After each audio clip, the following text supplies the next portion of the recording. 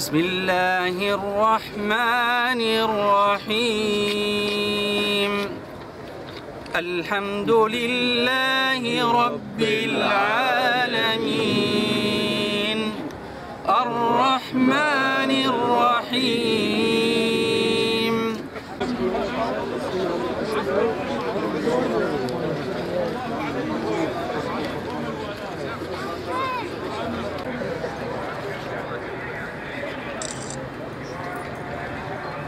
الله أكبر.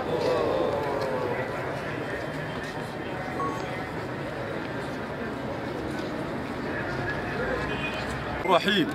يقول تعالى في كتابه الحكيم: الذين أخرجوا من ديارهم بغير حق إلا أن يقولوا ربنا الله ولولا دفع الله الناس بعضهم ببعض لهدمت صوامع وبيع وصلوات ومساجد يذكر فيها اسم الله كثيرا ولينصرن الله من ينصره إن الله لقوي عزيز. ويقول عليه الصلاة والسلام: لا يؤمن أحدكم حتى يحب لأخيه ما يحب لنفسه. إخواني، لا يخفى على أحد ما جرى مؤخرا في المنطقة الشرقية التي عانت ولا تزال تعاني من ويلات القصف بكل أشكاله ومن جهات عدة، كان آخرها مجزرة في الرقة التي قتل فيها أكثر من 200 شهيد من المدنيين، والمسؤول عنها النظام الأسدي المجرم مدعيا قتاله لداعش، ولكن الشعب السوري هو الخاسر الأكبر. حتى الآن فقد هجرت العوائل بأطفالها ونسائها، ولهذا يجب الاستمرار بالدفاع عن هذا الشعب الأبي قدر المستطاع. ومن هذا المنطلق نحذر من نصبوا أنفسهم أوصياء على هذا الشعب الأبي،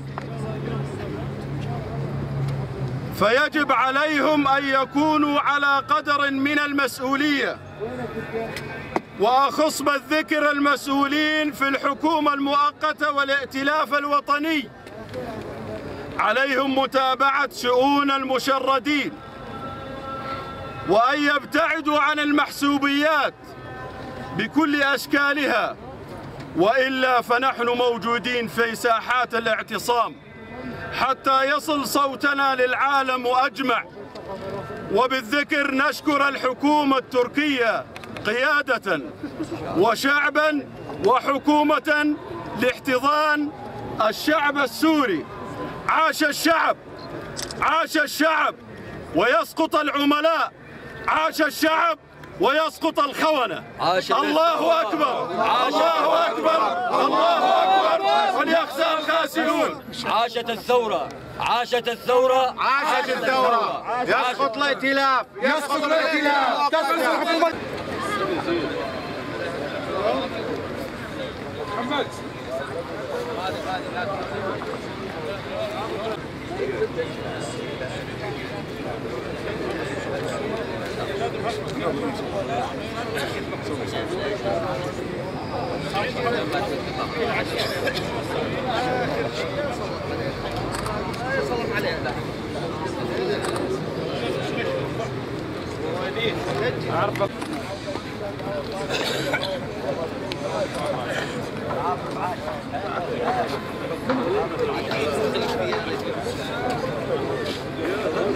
هذا مطلب كل السوريين، المنطقة الآمنة، مطلب كل السوريين المشردين.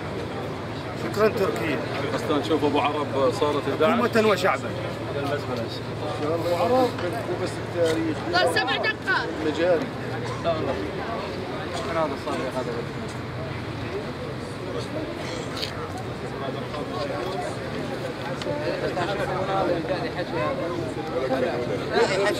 لا ما يصير كلام.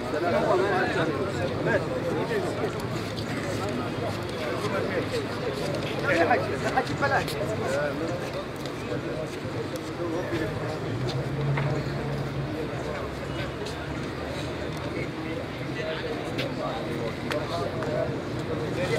محمد